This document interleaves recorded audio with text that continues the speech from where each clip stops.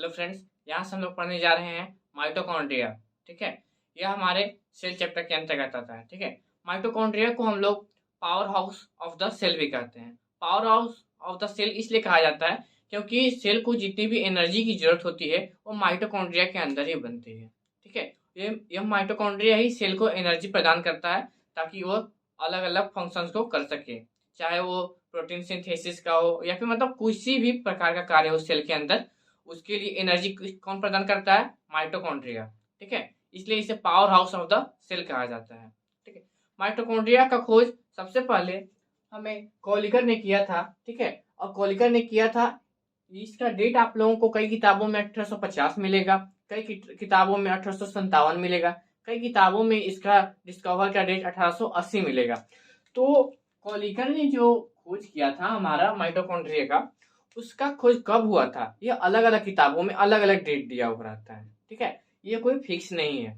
कई किताबों में आपको मैंने बताया ही 1850 रहेगा, 1857 रहेगा, 1880 रहेगा। ये जो है फिक्स नहीं होता है। फिक्स इसलिए नहीं है क्योंकि इसका खोज कब हुआ था कोई पता नहीं चल पाया। अलग अलग मैगजीन्स में जो है इसके डेट अलग अलग लिखे गए हैं। ठीक है, और फिर इसका अगर प्लांट सेल की बात की जाए तो प्लांट सेल में माइटोकॉन्ड्रिया का खोज किया था एफ म्यूस ने। ठीक है, एफ म्यूस ने प्लांट सेल में माइटोकॉन्ड्रिया का खोज किया था। ठीक है, और जो हमारा टर्म है mitochondria, the term mitochondria was given by C Benda. ठीक है, सी बेंडा ने माइटोकॉन्ड्रिया का टर्म दिया था।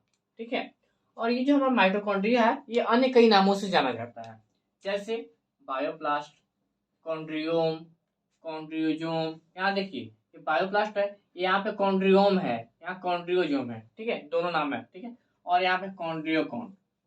तो यहाँ पे टोटल हमारे माइटोकॉन्ड्रिया कितने नाम है? 5। कौन कौन? पहला हमारा माइटोकॉन्ड्रिया है, बायोप्लास्ट है, कॉन्ड्रियोम है, कॉन्ड्रियोजोम है और कॉन्ड्रियोकॉन्ट है।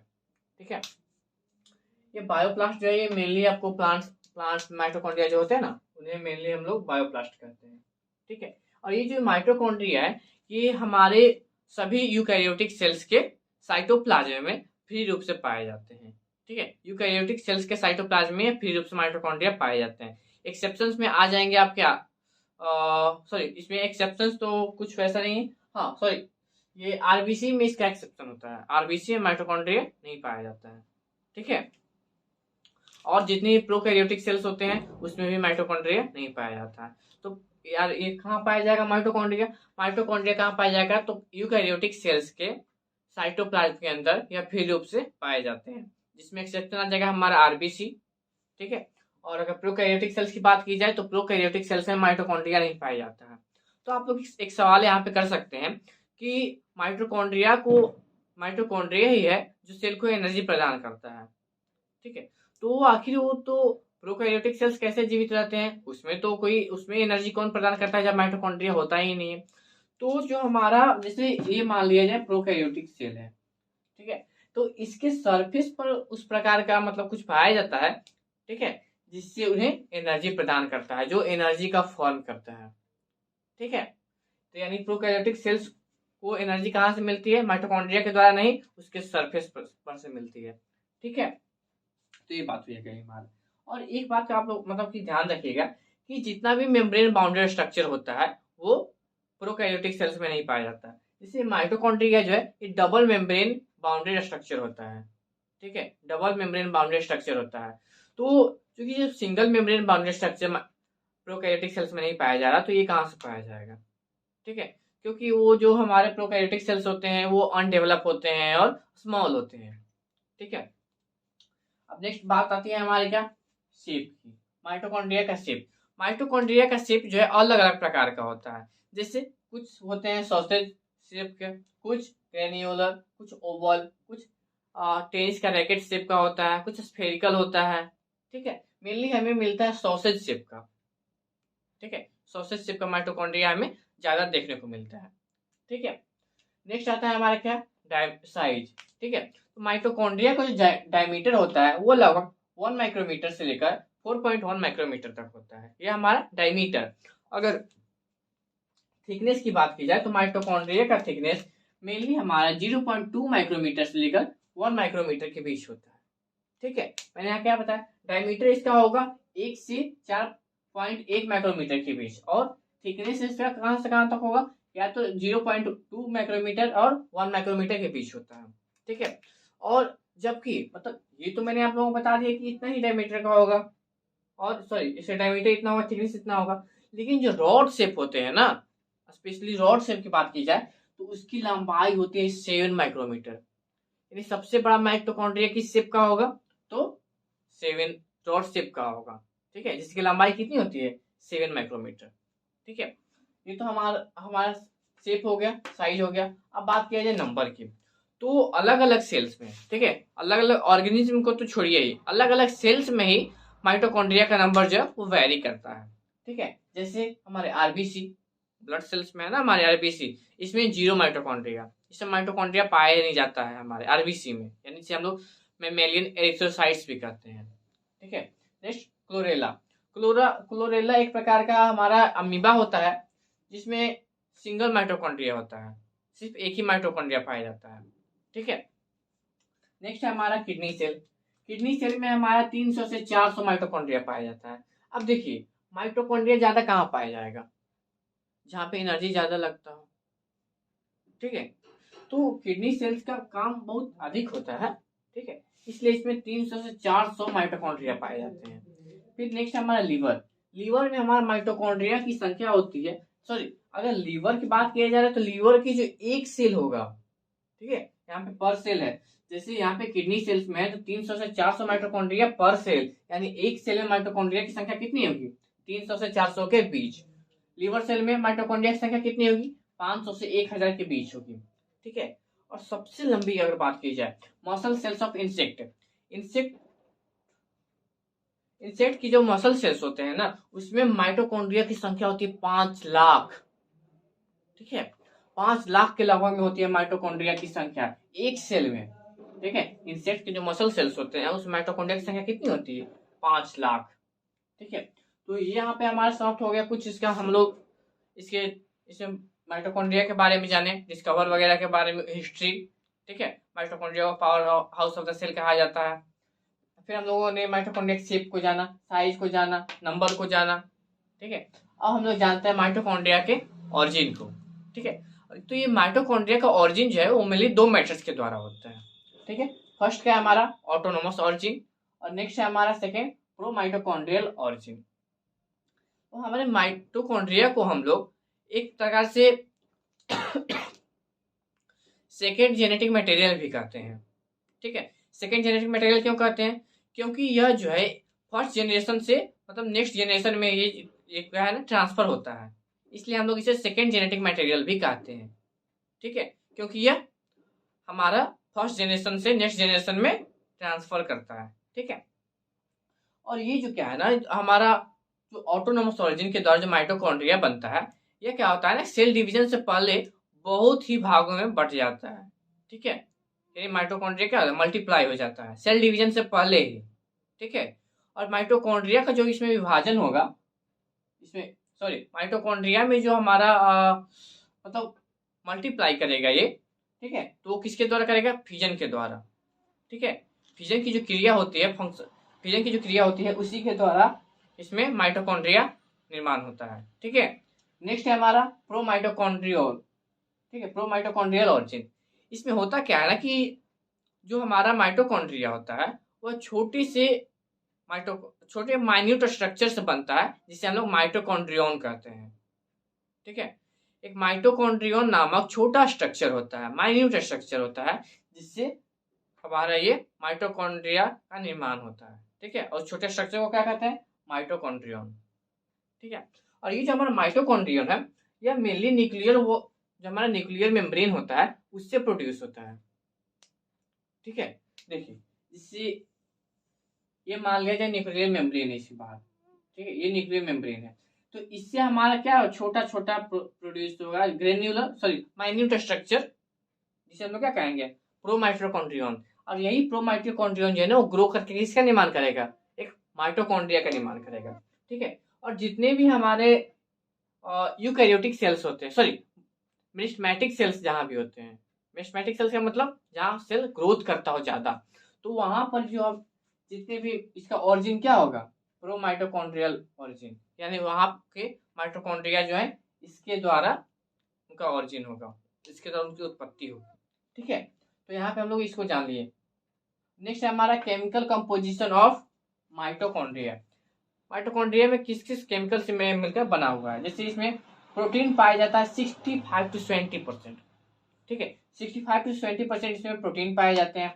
25 to 30% इसमें क्या पाए जाते हैं, हमारे फॉस्फोलिपिड्स, आरएनए। अब देखिए आरएनए यहाँ पे कितना परसेंट है, 0.5%। ठीक है, एक बात का ध्यान रखिएगा, आरएनए इसमें 0.5% होगा, अगर राइबोसोम की बात की जाए तो 50% होता है। ठीक है, इसमें प्रोटीन कितने रहेंगे, 65 to 70%, फॉस्फोलिपिड्स 25 to 30%, आरएनए की मात्रा इसमें कितनी होगी, 0.5%, और डीएनए इसमें मात्र कुछ ही अमाउंट में होते हैं। ठीक है, यानी उसे परसेंटेज में नहीं लिया जाए तो अच्छा, मतलब कुछ ही अमाउंट में आते हैं ये हमारे डीएनए। ठीक है, तो यहाँ पे हम लोग जान लिए क्या, माइटोकॉन्ड्रिया के बारे में कुछ जाना, फिर हमने शेप के बारे में जाना, माइटोकॉन्ड्रिया का साइज जाना, माइटोकॉन्ड्रिया का नंबर, ऑरिजिन जाना, केमिकल कंपोजिशन जाने।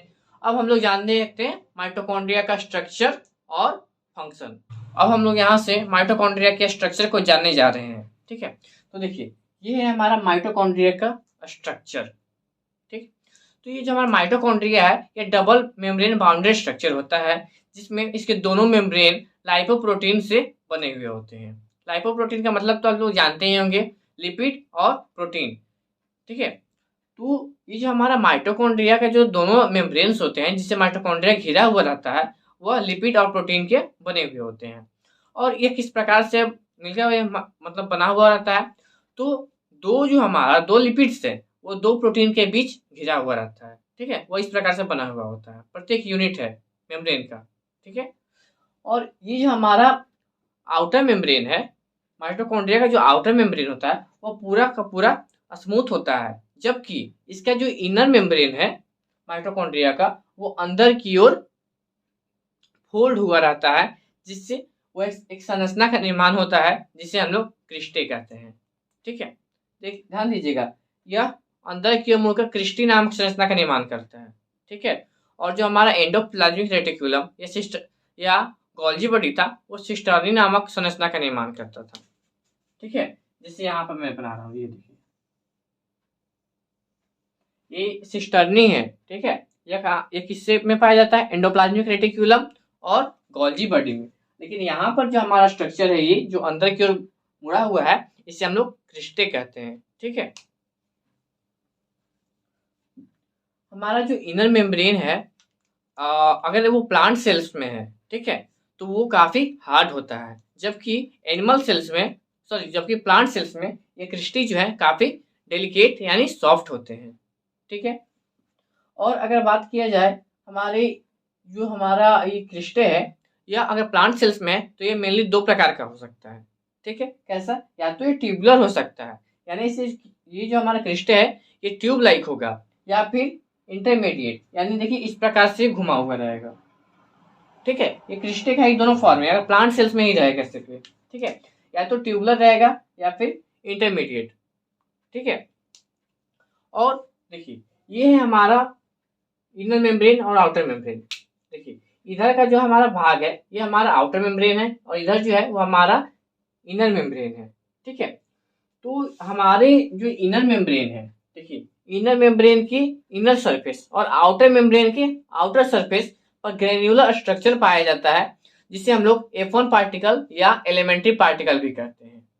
ठीक है, इसका खोज सबसे पहले किया था हमारा फर्नांडिज म्यूस ने। ठीक है, फर्नांडिज मोरन ने, सॉरी, हाँ, इसका जो हमारे आउटर मेम्ब्रेन के आउटर सरफेस और इनर मेम्ब्रेन की इनर सरफेस पर ग्रेनुलर स्ट्रक्चर पाया जाता है, जिसका खोज सबसे पहले किया था फर्नांडिज मोरन ने। ठीक है, तो जो हमारे आउटर सरफेस के आउटर मेम्ब्रेन, ठीक है, आउटर मेम्ब्रेन के आउटर सरफेस पर जो हमारा ग्रेनुलर स्ट्रक्चर होता है वो स्टॉकलेस होता है, जबकि इनर मेम्ब्रेन के इनर सरफेस पर जो हमारा ग्रेनुलर स्ट्रक्चर होता है वो स्टॉक्ड होता है, यानी डंठल युक्त होता है। ठीक है, ये जो हमारा ग्रेनुलर स्ट्रक्चर है इसे हम लोग क्या, एक लेहनिंगर नामक वैज्ञानिक थे जिन्होंने कहा था इसे ऑक्सीजोम।